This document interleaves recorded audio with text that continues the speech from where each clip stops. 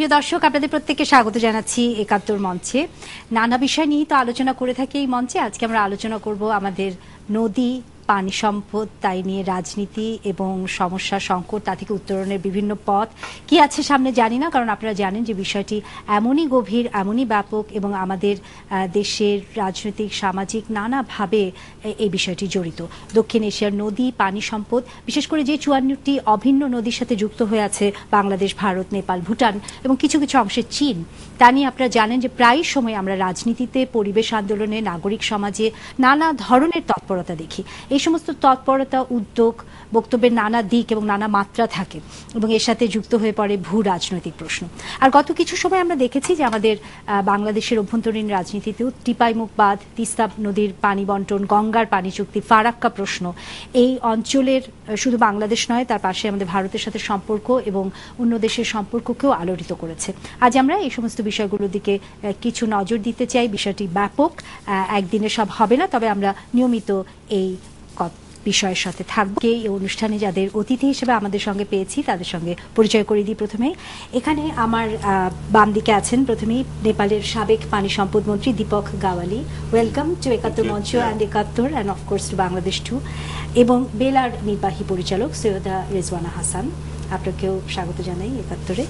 আছেন ভারতের পরিবেশবাদী আইনজীবী লাইফ ঋত্বিক দত্ত এবং আছেন সুচিন্তা ফাউন্ডেশনের নির্বাহী পরিচালক মোহাম্মদ এ আরাফাত।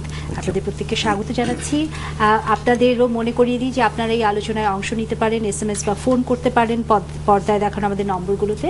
তাছাড়া টুইটার, ইমেইল, স্কাইপ বিভিন্নভাবে যোগাযোগের চেষ্টা আমরা করছি, আপনারাও করছেন জানি। একাত্তরের সঙ্গে থাকুন, একাত্তর মঞ্চের সঙ্গে।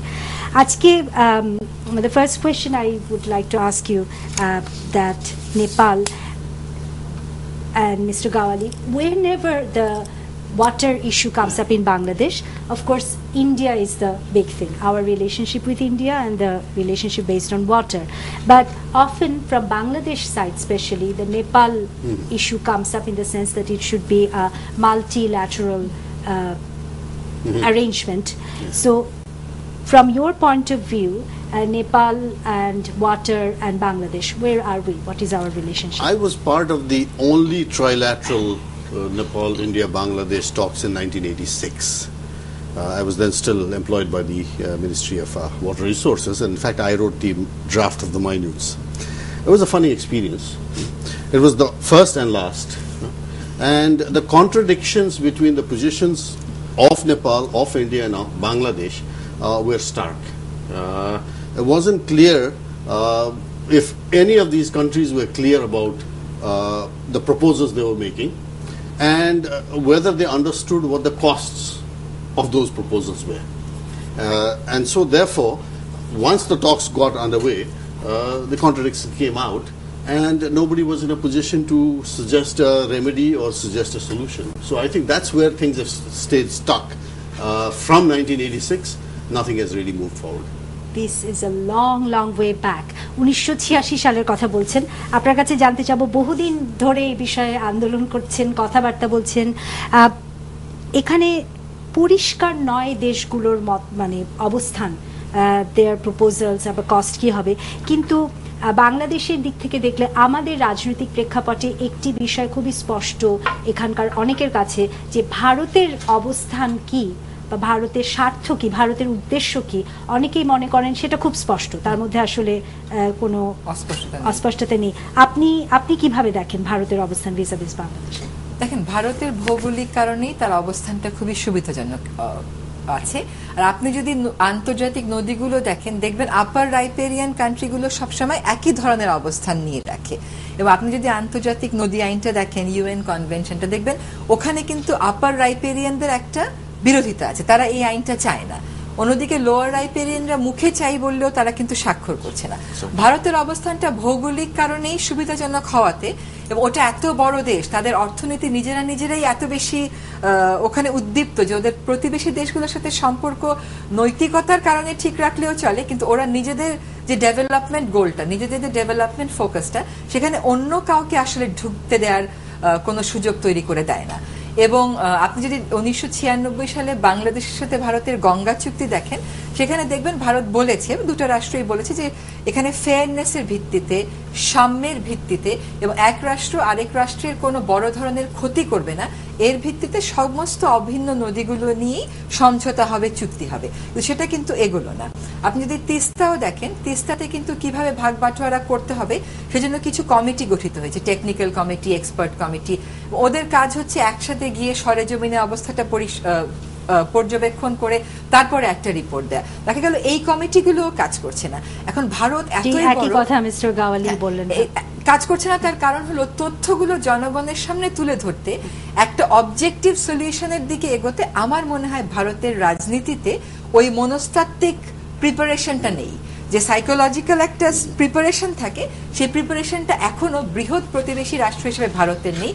আমরা আবার ছোট ছোট প্রতিবেশী রাষ্ট্র হিসেবে ভারতের কাছ থেকে ওই উদারতাটুকুন আশা করি এবং ওই স্যাক্রিফাইসটুকুন আশা করি যেটা এখনো পর্যন্ত ভারত দেখাতে পারে। আজকে ভারতেরই একজন সাবেক স্বাস্থ্যমন্ত্রী এবং সিপিএম নেতা সূর্যকান্ত মিশ্র গত 11ই অক্টোবর ঢাকায় বলেছেন যে তিস্তার পানি বন্টন চুক্তি না হওয়ার জন্য মমতা বন্দ্যোপাধ্যায় দায়ী। এটা আজকে জানি না পত্রিকা দেখেছেন কিনা, বাংলাদেশের বেশ কয়েকটি পত্রিকা বেশ বড় করে খবরটা এসেছেন। বেশ কয়েকটি কথা তুললেন এখানে রিজওয়ানা হাসান, যে সাম্য, ফেয়ারনেস।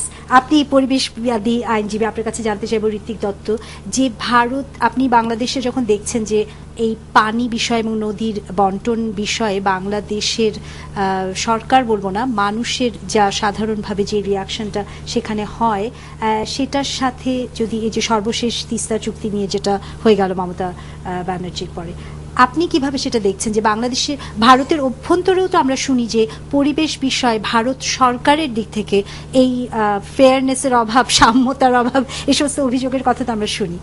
আমার যেটা ভেরি সিম্পল আনসার হচ্ছে এটার জন্য যে first of all it was central government যেটা ডিসাইড করেছিল to get into the agreement. আর new government after so many years of communist rule, Mamata Banerjee এসছে। আর আসার পরে আই থিঙ্ক যে সবচেয়ে ইম্পর্টেন্ট জিনিসটা দেখতে হবে যে issue, she has not said that agreement করবো না, এটা তো কোনোদিন বলা হয়নি। ইস্যু হচ্ছে যে whether there is effective participation of the states, ultimately water is a state subject Indian constitution A. R states এর একটা রাইট আছে to actually know যে people in West Bengal এর কত রিকোয়ারমেন্ট আছে, নিড আছে, আর বেসিস অফ এন এগ্রিমেন্ট। এই যে ড্রাফট এগ্রিমেন্টে বলা হচ্ছে 40% বাংলাদেশ, 40% ইন্ডিয়া, 20% রিভারের শেয়ার হবে, এটার একটা বেসিস থাকার উচিত। আর একটা ফেডারেল স্ট্রাকচারের মধ্যে any chief minister has the right two question. ঠিক আছে, অনেকরা বলতে পারে এর আগে যে আলোচনাগুলো হচ্ছিল, মমতা ব্যানার্জি আসার পর তিনি মনে করছেন যে সেই আলোচনার অংশীদার তিনি ছিলেন। তার আগে যেটা কমিউনিস্ট রুল ছিল, that under that left government they were there in power for 30 years. এখন নিউ গভর্নমেন্ট এসেছে, new government may feel that I will like to take it back to the people, talk to them, look at them, because the issue যে আছে এখন অব্দি north বেঙ্গলে যে আছে, scarcity of water is also there. আজকে যে বাংলাদেশেও প্রবলেম আছে, ইন্ডিয়াতেও প্রবলেমটা আছে water. Water is a resource that has gone scarce across the region. So therefore it is not that the water is been diverted for industrial commercial use. ওখানে আমাদের legitimate farmers in West Bengal আছে। আর একজন, if there is a chief minister democratically elected, has the right to respond to wishes of the people and say please consult the states, have a discussion, এবং এই বিষয়টিকে তার ভোটারদের কাছে নিয়ে যাওয়ারও ওনার একটা আমাদের যেটা মনে হচ্ছে that is a right. Ultimately at the end of the day, across border, across nation, যারা এফেক্টেড হবে by whatever, they have the right and there is legitimate concern in এখানে একটা ছোট্ট করে আপনার কাছে একটা উত্তর চাচ্ছি যে আমরা কিন্তু এর আগে ট্র্যাডিশনালি দেখে এসেছি যে বাংলাদেশ এবং পশ্চিমবঙ্গের সঙ্গে এরকম শোনা যেত, 80 দশক থেকে আপনারা সবাই শুনেছেন যে apparently between the state, Bangladesh এবং ওয়েস্ট বেঙ্গল স্টেটের মধ্যে এক ধরনের একটা সমঝোতা হয়, অ্যান্ড দেন সেন্ট্রাল গভর্নমেন্টের কথা বলা হয় যে সেন্ট্রাল গভর্নমেন্ট কোঅপারেট করে না। আবার এখন this is a new phenomena যে সেন্ট্রাল গভর্নমেন্টের সাথে অ্যাপারেন্টলি বাংলাদেশ গভর্নমেন্টের একটা আন্ডারস্ট্যান্ডিং হয়েছে, কিন্তু স্টেট, এটার ব্যাপারে I want response from each of you.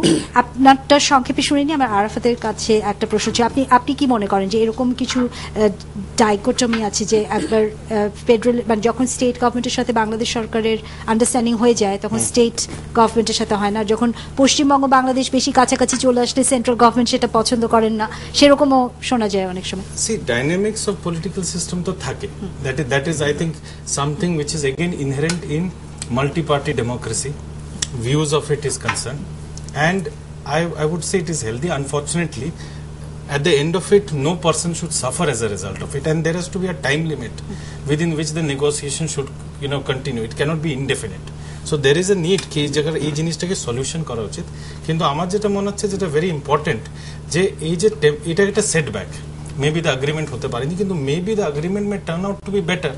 এখন অবধি যেটা ইভেন অ্যাজ এনভায়রনমেন্টাল গ্রুপস আর ইভেন সিভিল সোসাইটি গ্রুপের মধ্যে যেটা মেইন কথা হচ্ছে যে এই যে এগ্রিমেন্টের বেসিসটা এখন অবধি লোকের সামনে পরিষ্কার না, যে আমরা কি বেসিসে ডিভাইড করছি, কিসের জন্য না।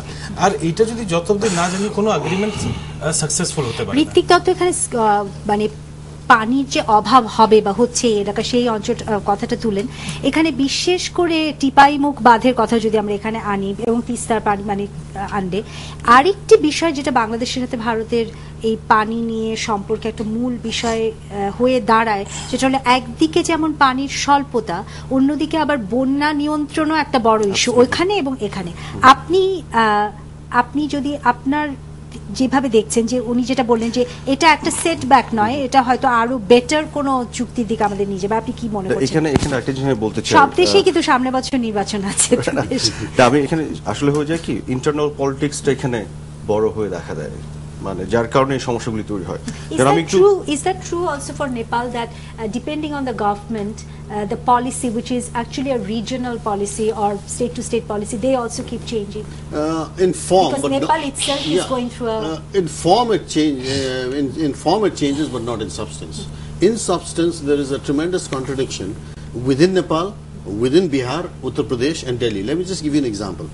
By building dams in Nepal Himalaya, what Bihar wants is flood control, what UP wants is water for irrigation, what Nepal wants is hydropower, and strangely what Delhi wants is also hydropower and denies that there is any flood control and irrigation benefits from building dams in Nepal.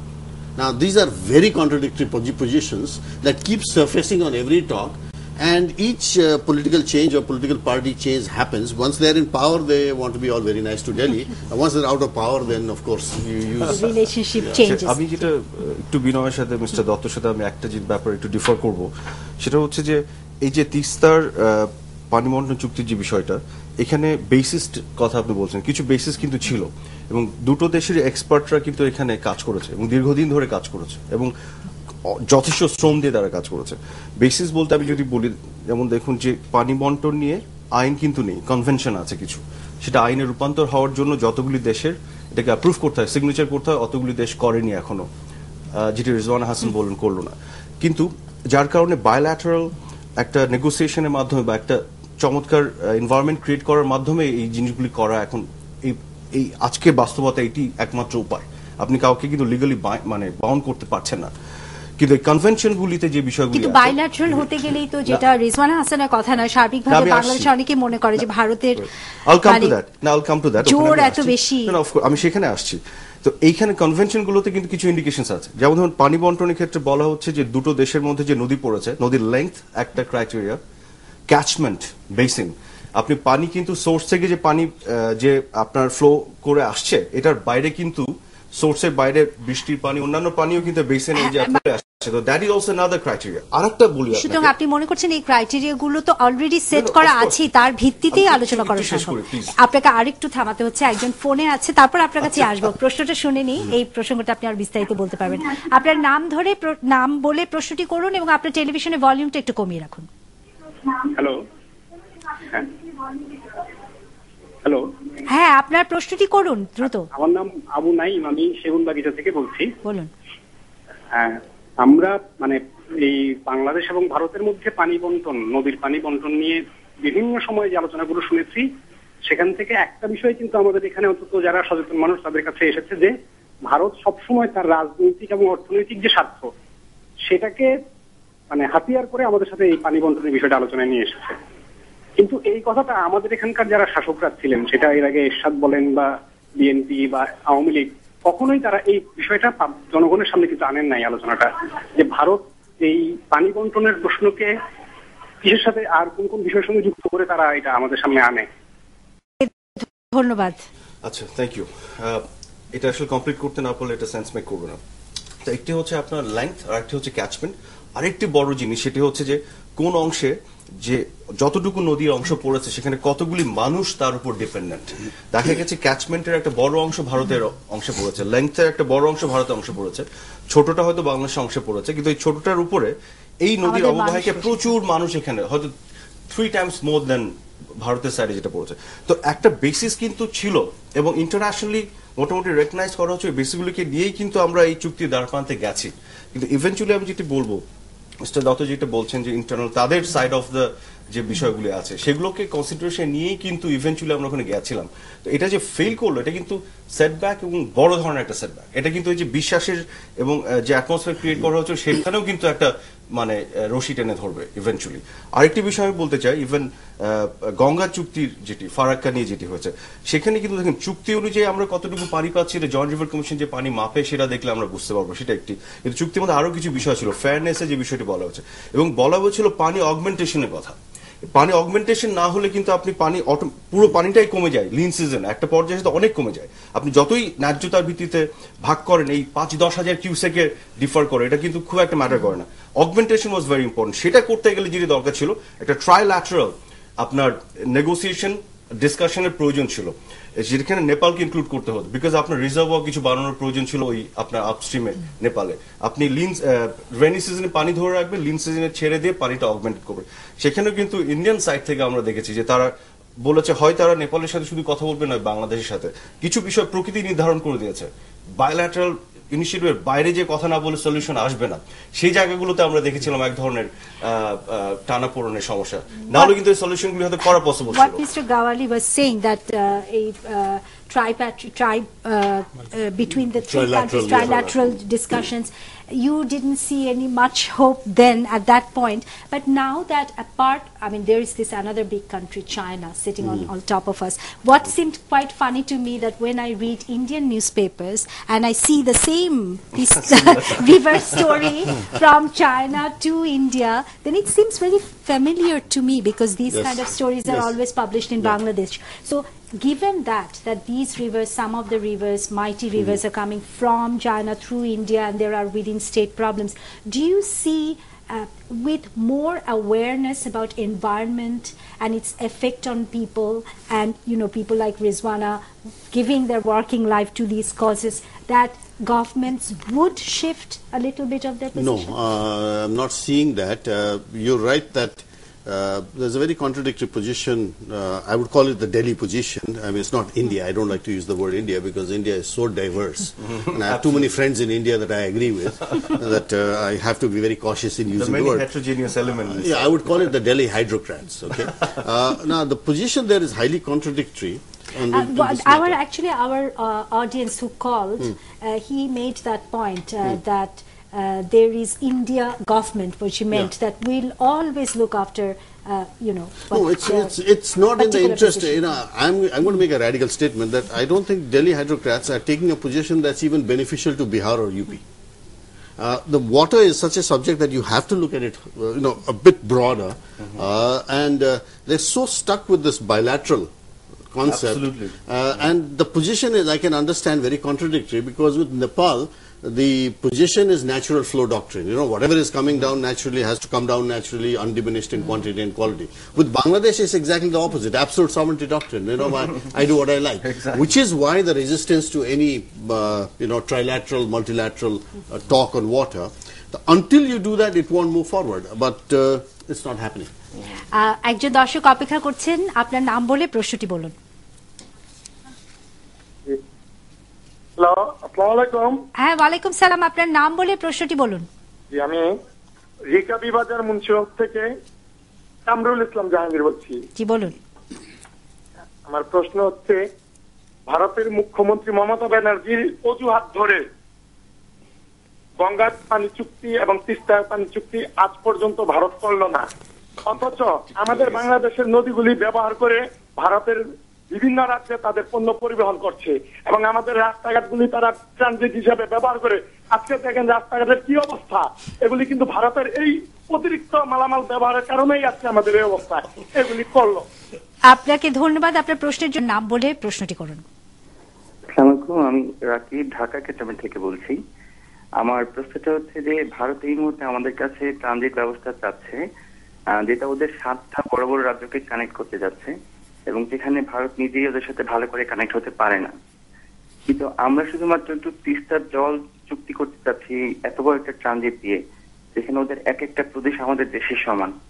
তা আমি বলতে চাচ্ছি যে এত ছোট বেনিফিটের জন্য ওদেরকে এত বড় একটা সুবিধা দেওয়া কি ঠিক হবে? তা আমাদের এইখানে আরো কিছু ইস্যু যদি যোগ করা যেত, যে ওদের দেশে শুল্কমূল্য পণ্য, তারপর অন্যান্য। আপনার প্রশ্নটা বোঝা গেছে, আপনাকে ধন্যবাদ। এর আগের দর্শকের প্রশ্নের সময়ও আরাফাত আপনি বলছিলেন যে আপনার কিছু তথ্যগত বিষয়, কিছু তথ্যগত ভ্রান্তি আছে এবং এই দর্শকের প্রশ্নও আছে, কারণ ট্রানজিট কিন্তু দিয়ে দেওয়া হচ্ছে এই তিস্তার জন্য না, এটার সাথে কোনো সম্পর্ক নেই।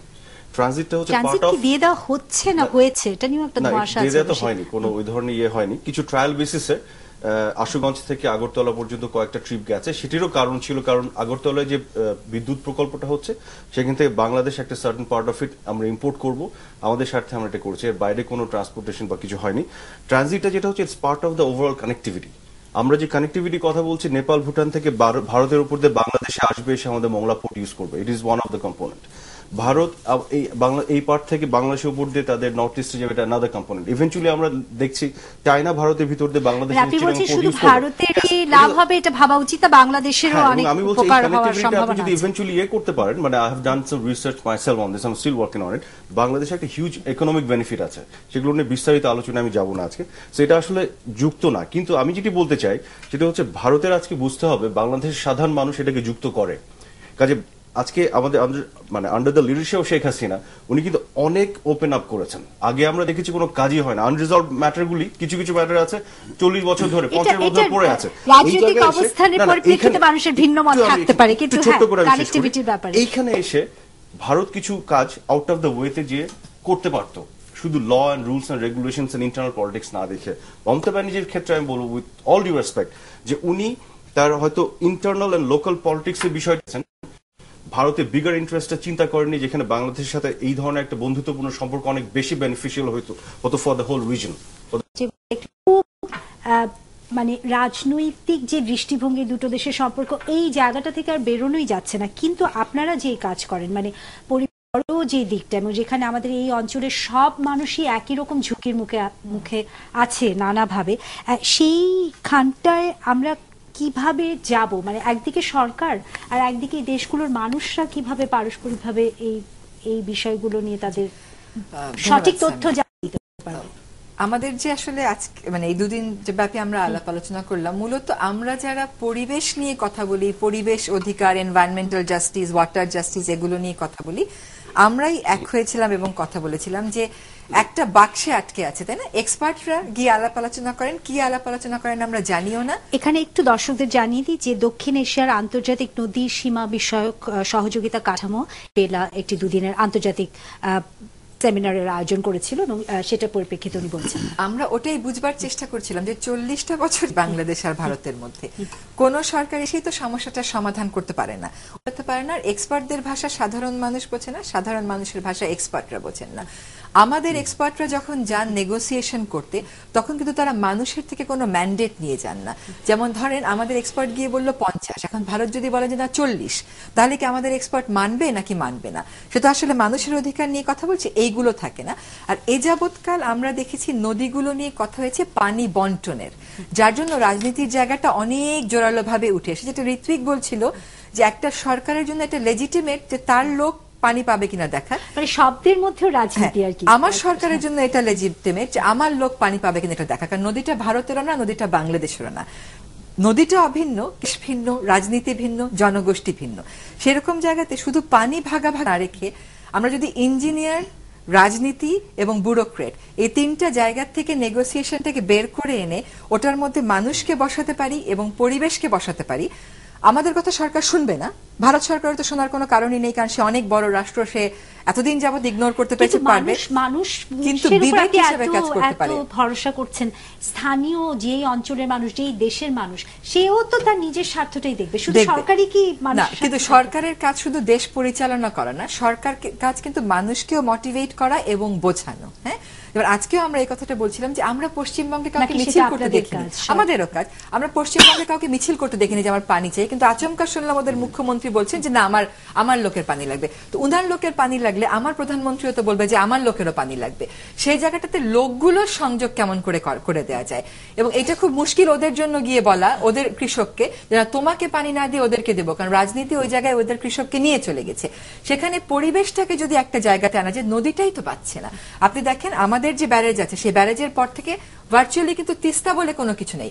আপনি যদি বাংলাদেশ সরকারের সাথে কথা বলেন, ওরা তিস্তা নিয়ে যত না কথা বলে তার চেয়ে বেশি কথা বলে হচ্ছে তিস্তার যে ইরিগেশন প্রজেক্ট আছে, আজকে ওখান থেকে সরিয়ে আমরা নদীতে আনতে পারি কিনা, নদী বাঁচবে কিনা। ইউ মেনশনড দিস, যে ওয়াটার স্কেসিটিটা একটা সবচেয়ে বড় বিষয় হতে যাচ্ছে।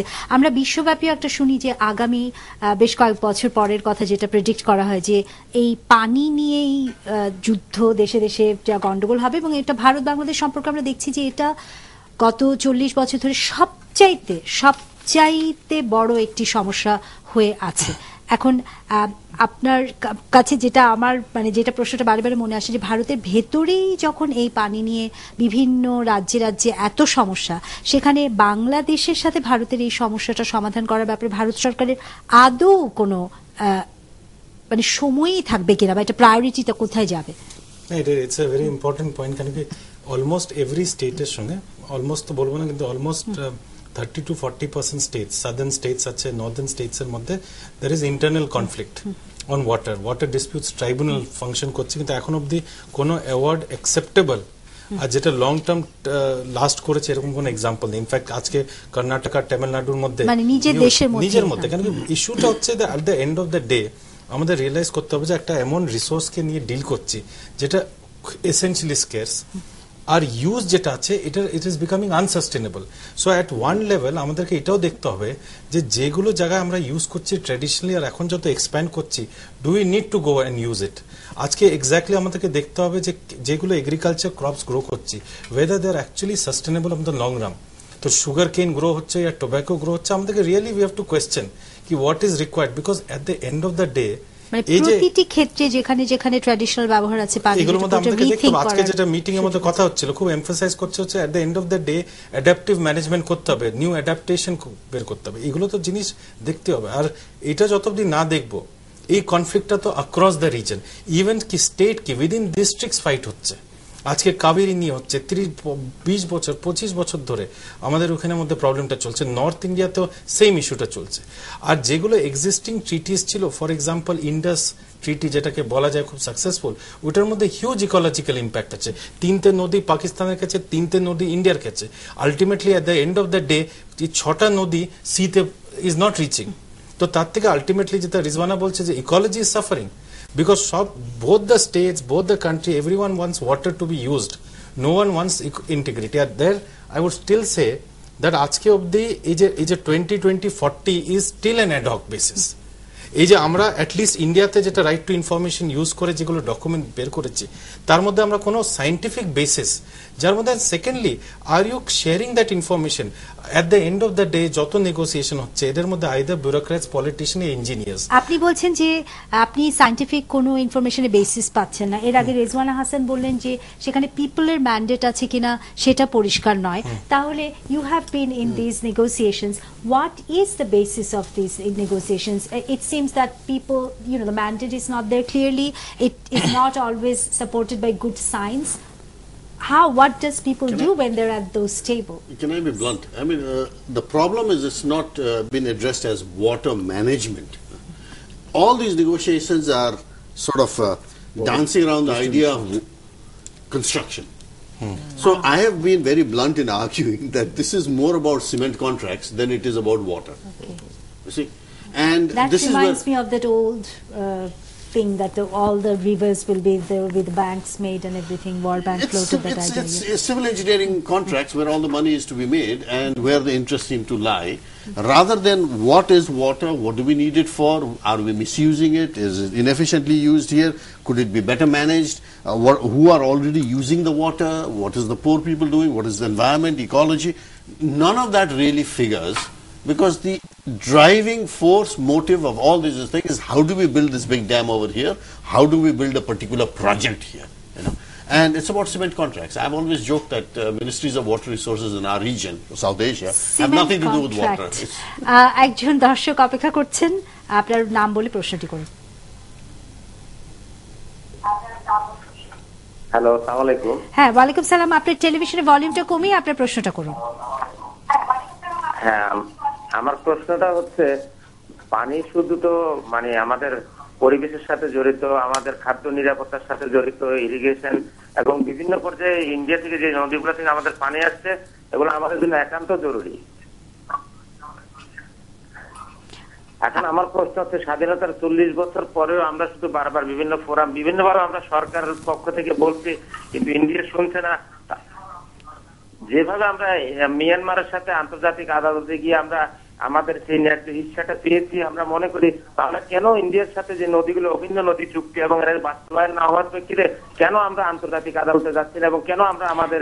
আপনাকে ধন্যবাদ আপনার প্রশ্নের জন্য। একটি বিরতি নিচ্ছি দর্শক, এবং বিরতাত্ত্বিক অঙ্গনে উনি আদালতের কথা বলেছেন যে আবার কোনো সুযোগ আছে কিনা এই নদী ভাগাভাগি, নদীর পানি বন্টন বিষয়ে। রেজওয়ানা হাসান, আমার ধারণা এই মুহূর্তে যাওয়ার সুযোগ নেই, কারণ আন্তর্জাতিক যে আইনটাকে ভিত্তি করে আমরা যেতে পারতাম, যে আইনটা ধারণা করা হয় বাংলাদেশের পক্ষে, ইউএন কনভেনশন 1997-এর, সেই আইনটা বাংলাদেশ কিন্তু এখনো রাটিফাই করেনি। কাজে ওটা দিয়ে বাংলাদেশ নিজেকে বাধ্য করেনি এবং ওটার ভিত্তিতে প্রতিকার চাওয়াটা মুশকিল হবে, এবং ভারতও ওটার পক্ষভুক্ত না, আমার জানা মতে নেপালও নয়। কিন্তু কাস্টমারি কিছু ইন্টারন্যাশনাল ল আছে। আমি মনে করি না যে এখনো সিচুয়েশনটা ওই পর্যায়ে গেছে বলে যে বাংলাদেশ আন্তর্জাতিক আদালতে যে এই মুহূর্তে খুব সুবিধা করতে পারবে বলে। তবে সেই ক্ষেত্রে উনি যেই ঘটনার প্রসঙ্গ তুললেন দর্শক, যে সমুদ্র সীমা নির্ধারণের বিষয় যে মিয়ানমারের সাথে, সেক্ষেত্রে আমরা শুনেছি এখানে যে যখন বাংলাদেশ গিয়েছে তখন ভারতের পক্ষ থেকে মনে করা হয়েছে যে কেন বাংলাদেশ এই বিষয়টি আন্তর্জাতিক অঙ্গনে নিয়ে গেল। আপনি কি মনে করেন যে বাংলাদেশের সাথে ভারত এই বিষয়টি, মানে তারা তো ত্রিপক্ষকে, তৃতীয় একটি দেশকেই আনতে দিতে চায় না, সেখানে শুধুমাত্র ভারত এবং বাংলাদেশের রাজনৈতিক এবং অন্যান্য নেগোসিয়েশনের মধ্যেই এই সমস্যাটা সমাধান হতে পারবে? বা এটা তো বলা আমার জন্য খুব মুশকিল, ভেরি ফ্র্যাঙ্কলি। কিন্তু অ্যাট দ্য সেম টাইম এটার মধ্যে যে মাল্টিল্যাটারাল করার জন্য এভরি টাইম যেটা আমরা মিনিটস থেকে পরে দেখা যায় যে বাংলাদেশ থেকে সবসময় ডিমান্ড থাকে যে মাল্টিল্যাটারাল করা যায়, কিন্তু আই থিঙ্ক ইভেন নেপাল থেকে এগ্রিমেন্ট করবে যে ইস্যুসগুলোর মধ্যে একটু ডিফারেন্স আছে। এই যে ইস্যুস যেটা বাংলাদেশ বলতে চায়, যেটা নেপালের সঙ্গে there is a difference in issues that are concern. তো তার জন্য মাল্টিল্যাটারাল করা is not very easy to be done. কিন্তু so far as the seriousness of the issue is concern, যে সলভ করার জন্য আমার মনে হয় there is an effort. And at least এবার যে হচ্ছে যে তিস্তা নিয়ে, ভেরি ফ্র্যাঙ্কলি, যে বাংলাদেশের যে পারসেপশন আর ইন্ডিয়ার পারসেপশনের মধ্যে হিউজ ডিফারেন্স। বাংলাদেশে it is a big issue, and so far as the overall India is concerned, it is a non-issue. Let's be very frank about it in public perception. Can we Tista is a small river so far as overall India is concerned. এবং যে জায়গাটায় সেটাও একটা অবহেলিত জায়গা বলে অনেকে মনে করে। In fact আমাদের থেকে যে as popular perception, even as civil society group, আমরা তিস্তা এগ্রিমেন্টের বারে তখন জানলাম যখন মমতা ব্যানার্জি রিফিউজ করল যেতে। So we have to thank her for that. Definitely people actually, and to share with you that অনেক political parties এরা ফোন করলো যে what is Teesta, what is the agreement, what is the issues. তো এইগুলো করে at least একটা public ডিবেটে first time আমরা article লেখা হলো on Teesta agreement, only after that issue. In fact agreement তো হয়ে যেত যদি মমতা ব্যানার্জি ইস্যু না করতো। তো in a way I always see any kind of dialogue beyond the scope of government to government negotiation, because at the end of the day is a larger common cause or national interest is important, but local ইন্টারেস্টটা দেখারও খুব দরকার আছে। So আজকে যদি আমাদের ত্রিপুরার সঙ্গে ট্রেডটা, ইনফ্যাক্ট ত্রিপুরা যে ল্যান্ড লকড আছে তার জন্য huge benefit, but very frankly people of North Bengal should not suffer in any form, আর even people in Bangladesh should also not suffer, but we will have to take the concern of people in North Bengal, because just because the trade of its Tripura is in the national interest, some poor people in North Bengal should not suffer unless they are taken into confidence. কিন্তু এই যে বাংলাদেশের জন্য বিরাট issue এবং ইন্ডিয়ার জন্য নন issue, সেখানে এই আপনাকেও এই প্রশ্নটা করতে চাই, and also আমি you. জাস্ট একটা ক্লারিফিকেশন আমি বলছি যে in popular it is not a non issue No, but for north Bengal it's a big মানে issue comparatively speaking, it's a হ্যাঁ, big হ্যাঁ, country. হ্যাঁ। It's a big country. এখানের মধ্যে even I mean, and to be very frank, people in Delhi don't know what the Kaveri issue is about. সবাই পড়ে কিন্তু exactly what is the Kaveri, which Yes. states are involved, কোনো perception নেই। তো এইগুলো জিনিস হচ্ছে না হিউজ নেশনের মধ্যে পাবলিক পারসেপশন। তো that way I am just saying the positive part of it. এবং সেখানে পাবলিক পারসেপশন বাড়ানোর জন্য বাংলাদেশের পক্ষ থেকে যা করার আছে আমরা কি তা করছি? মানে শুধু সরকারের কি কি করার কথা ছিল সেটা বলছি না, এবং I also would like to ask the same question to both of you that to raise public awareness of that and the awareness within the government, possibly giving more facts, and আপনারা এখানে এসে যা দেখে গেলেন সেটার জন্য কি করা যেতে পারে, আপনারা কি করবেন বা অন্যরা আরো কে কি করতে পারে? একজন করে। আমি পার্সোনালি একটা জিনিস একটু বলতে চাই যে প্রশ্নের সূত্র ধরে যে লিগালি বাইন্ডিং ল আসলে ওই অর্থে নেই বলে কোর্টে যাওয়া পসিবল না অ্যাজ অফ নাও, এবং ভারত বাংলাদেশের সম্পর্ক নিশ্চয়ই সেটা কি অ্যালাউ করে কিনা সেটা জিজ্ঞেস করছি। কিন্তু সমুদ্র সীমা নির্ধারণের ক্ষেত্রে ওই সুযোগ ছিল, বাংলাদেশ গেছে এবং মিয়ানমারের সাথে যাওয়ার সাথে সাথে ভারতের সাথে গেছে। ভারতীয় পক্ষ থেকে বায়োল্যাটারালি সলভ করার কথা বলা হয়েছে, বাংলাদেশ বলেছে আমরা দুটোই করব। আপনি মনে করেন যে এটাও এই নেগোসিয়েশনের সমস্যা তৈরি করতে পারে? না, I don't think so, because it's Bangladesh right. Bangladesh বলছে আমরা আরবিট্রেশনেও যাব, থার্ড প্ল্যাটফর্মে তোমাদের সাথে বায়োল্যাটারালি যদি সলভ হয়ে গেল। সো আমরা দুটো অ্যাপ্রোচই নিয়েছি। ভারত এটা খুব সহজভাবে নিবে বলে আপনি নিচ্ছে বলে আপনি মনে করেন? না, that's the thing. You have to stand for your right, you have to do it, whether or not মানে somebody else is taking it differently. আরেকটি জিনিস আমি যেটা বলি, প্রথম প্রশ্ন রিজওয়ানা একটি মেনশন করেছিলেন from the Farakka treaty, fairness, that should be the basis of everything at the end of the day. We all need water. Water is a big thing, but where is the fairness? Fairnessটাকে যদি আমরা একেবারে basis করে ফেলি তাহলে কিন্তু it is possible. আরেকটি জিনিস বিনয়ের সাথে আবার বলবো, দ্বিমত পোষণ করবো যে ইন্টারনালি ইন্ডিয়ার ভিতরে স্টেট গুলো এবং ডিস্ট্রিক্ট গুলোর মধ্যে দেয়ার ডিফারেন্সেস, ওয়াটার নিয়ে they have conflicts and all that, there difference of opinion, but internationally it's relatively easier in a sense, even though there is no law but there are some conventions, and convention are all based on certain specific criterias. সেগুলো কিন্তু তার পেছনে দেয়ার science, তার পেছনে দেয়ার many research. এই যেগুলোকে যদি আমরা ধরে একটু পজিটিভ মাইন্ডসেট, এগুলো এটা it is possible. Positive mindset, কিন্তু সায়েন্সের কথা যখন উঠলো, আপনি ফারাক্কার কথা তুললেন, সেখানেও তো দেখা গেছে যে সেটার ফল যা হয়েছে তাই নিয়ে তো আমরা অন্তত ভারতীয় পত্রপত্রিকায় যা পড়ি তাতে দেখি যে সেটা আশানুরূপ হয়নি। সুতরাং আপনি এই যে গত দুদিন ধরে অনেক মত বিনিময় করলেন, সেটার আয়োজন করলেন, আপনি কি দেখেন যে ভারত সাথে এই ইস্যুটার সাথে এনগেজ করা, বাংলাদেশের পয়েন্ট অফ ভিউটা সেখানকার মানুষের কাছে পৌঁছে দেওয়ার জন্য আমরা এদিক থেকে কিছু করতে পারি? আপনারা কি আমাদের এদিক থেকে করতেই হবে, কারণ আমরা লোয়ার রাইপেরিয়ান, আমাদের না করে কোনো উপায় নেই। ঋত্বিক বারবার ফেয়ারনেসের কথা বলছি, কিন্তু একটা দেশের নদীর পানির উপর যে অধিকার, সেই পানি আমি আটকে রেখে আমার কৃষককে দেব, ওই দেশের কৃষককে দেব না, এটা কোন ধরনের ফেয়ারনেসের জাজমেন্ট? এটা তো বুঝতে পারলাম না। ফেয়ারনেস যখন হতে হবে তখন তোমাকে ফেয়ার হতে হবে। ফেয়ার হতে হলে নদীটা, আমি যেটা বলছি, জনগোষ্ঠী ভিন্ন হতে পারে, কিন্তু ওরও চাহিদা আছে, আমারও চাহিদা আছে, ওদের সাথে বসো। আমরা ওই ইনক্লুসিভ ডিসিশন মেকিং এর কথা বলছি, যে মানুষকে সাথে নিয়ে এই কথাগুলো বলো। আমার মনে হয় যে ভারতের যারা পরিবেশবাদী আছেন, আমাদের কাজের নেচারটাই এমন, আমরা বাংলাদেশের পরিবেশবাদী, এই কথা বলা যাবে না। কেউ পরিবেশবাদী হতে হলে তাকে বিশ্বের পরিবেশবাদী হতে হবে, হ্যাঁ, তাকে একটা গ্লোবাল পারসেপশন তাকে নিতে হবে। কেউ এটা বলতে পারবে না আমি এক Nepali environmentalist, I am only concerned about the rivers of Nepal. Fairness তো ইউনিভার্সাল ব্যাপার, ইকুইটি তো একটা ইউনিভার্সাল ব্যাপার। এখন তার রাজনৈতিক অবস্থান থেকে দৃশ্যত তার অবস্থানটা হয়তো ভারতীয়দের কাছে গ্রহণযোগ্য। আমার প্রধানমন্ত্রী তো খুবই অসহায়ত্বের মধ্যে আছেন, কারণ ভৌগোলিক দিক থেকে, অর্থনৈতিক দিক থেকে তিনি তার জনগণকে কোনো কিছু অবস্থান নিতে পারছেন না, কিছু বোঝাতেও পারছেন না। আমি যেটা বলবো যে সায়েন্টিফিক জিনিসগুলো না থাকার কারণে আসলে বাংলাদেশের পাটে নদীটা মরে গেছে। বাংলাদেশও আসলে দেখেন, আপনি যদি যান তিস্তার ওখানে দেখবেন, যেখান থেকে পানিটা ডাইভার্ট করে নিয়ে যাচ্ছে তার নিচের দিকটা পুরোটা খালি। এখন ওখানে ফিশারম্যানরা বলছে যে আমরা তো পানি পাই না, ফার্মাররা হয়তো পানি পাচ্ছে। বলা হচ্ছিল ওই ক্যানেলে আমাদেরকে ফিশিং করতে দেবে, আমাদেরকে কি ফিশিং করতে দেয় না, আমাদেরই নিচে এটা থেকে যে এখানে বড় যে বিষয়টা সেটা হচ্ছে ওয়াটার গভর্নেন্স এবং ওয়াটার ম্যানেজমেন্টের বিষয়। এটা আমার মনে হয় সাউথ এশিয়াতে পুরোটাই রিভিউ করার ব্যাপার আছে, এবং এইখানে সিভিল সোসাইটি আমি মনে করি একটা বিবেকের ভূমিকা পালন করতে পারে, মানুষের কনসিয়াসনেসকে জাগিয়ে দিতে।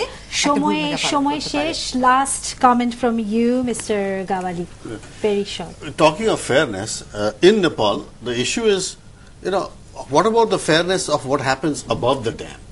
Well, below the dam, you get the water, you get the flood regulation. But above the dam, villages are drowned, and that water would never reach the higher villages way up.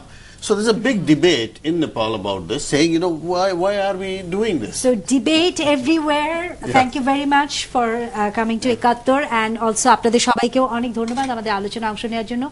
দর্শক, আপনারা দেখছিলেন একাত্তর মঞ্চে, নিয়মিত দেখতে থাকুন। আপনাদের সবাইকে অনেক ধন্যবাদ।